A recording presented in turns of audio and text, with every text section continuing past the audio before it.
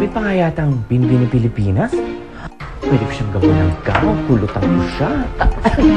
Gago, wag mong sabihin pinagnanasaan mo ako. Katawan lang to pare, pero lalaking lalaki pa rin ako. Huwag kang magkakamali, magkakapatayin tayo. Sorry pare, alam mo naman minsan nakakalimot ako eh. Janine. Gusto niyo po ba ng tulong? You don't mind? Wala pong kaso sa akin yun, Don Aguirre. Salamat. Maraming salamat, Facundo. Okay lang pare. Naiintindihan naman kita. Kahit naman ako, kung iharap mo sa akin yung ganitong katawan, di ko alam kung makakapigil pa ako eh. Kaya nga bilib ako sa'yo pare. Talagang nire-respeto mo yung pagiging magkaibigan natin.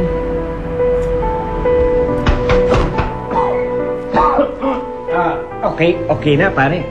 Bigat ang kamay mo. Buwits ka talaga eh, no? Tama na, medyo baka makalimot ako eh. Alam mo, magkaibigan tayo eh. Tsaka, may dinner dyan. Pwede ka na kumain. Ako, tutuloy na ako. May trabaho pa ako eh, ha? Ingat ha.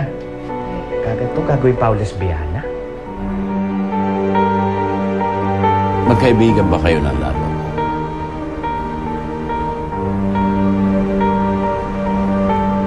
Minsan kasi, may kayabangan din ang batang yan. Kaya maraming hindi nakakaintindi sa kanya. Akala ng iba, babayero si Lalo. Laging sinasaktan ng mga babae. Ang hindi nila alam, takot magmahal ang apo ko. Dahil madalas siyang iniwan ng mga babae sa pamilya namin. Mabait siyang tao, Facundo. Mabait.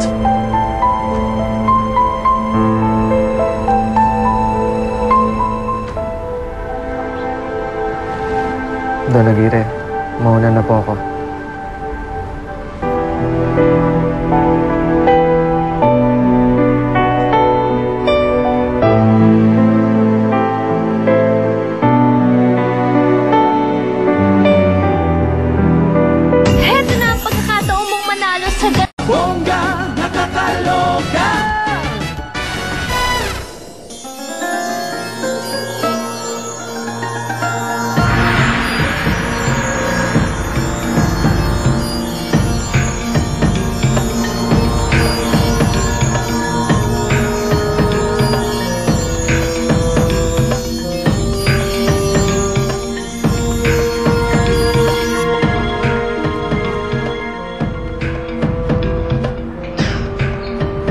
Gwapo ko talaga.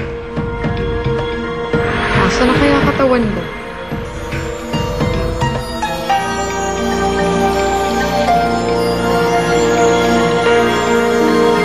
Binigyan ka namin ng katawang babae. Ngayon, pati damdamin mo ay unti-unting magiging pusong babae.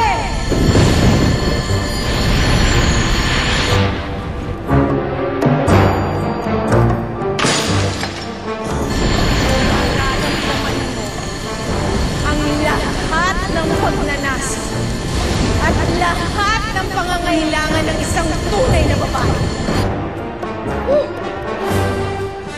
Ano nangyari? Ang init. At oras na halikan ka ng isang babae, magiging ganap ang sumpa. Hindi ka na makakabalik sa dati mong katawan.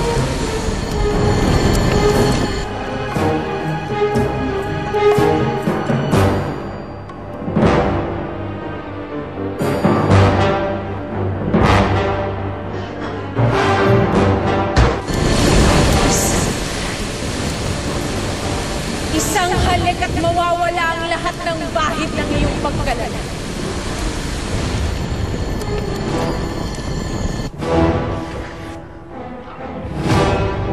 Isang halik at magiging ganap ka na na babae.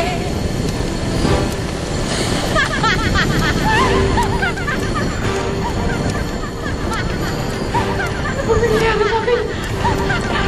masunog!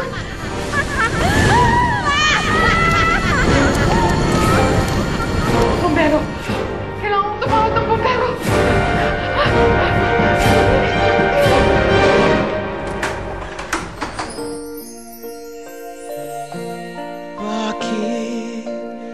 Ikaw? Hindi maintindihan ni Lola ang nangyayari sa kanya. Sa mga sandaling yun, parang yelong unting-unting natutunaw ang kanyang pagkalalaki. At kapalit nito, umuusbong ang damdamin ng isang babae.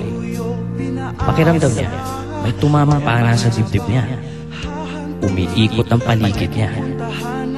Parang sasabog ang puso niya. Dahil nasa harap niya, ang lalaking nagligtas sa buhay niya. At in fairness, ang gwapo. Sa unang pagkakataon, kinilig si Lola.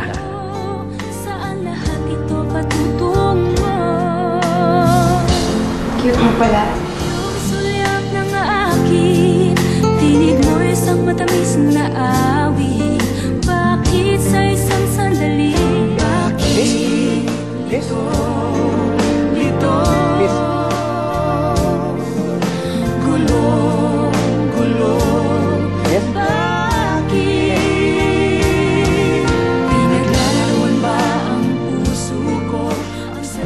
Dapat pinabayaan lamunin ang galit ang puso mo. Tingnan mo kung gaano kadilim ang kalooban mo. Tingnan mo ang tunay mo ang iyong ngayon. Ngayon yata darating yung Japanese investors mo. Ako lang nakakaalam ng presentation. I have nothing to present. Hindi ako pwedeng magsuot ng ganyan. Kailangan mukha akong professional, matalino. Gusto mo business attire. Kailangan yung pagpasok pa lang talagang namamangha sila, talagang makuha mo ang attention nila. Yang apo nyo, wala talagang malasakit sa kumpanyang ito. Di yan totoo.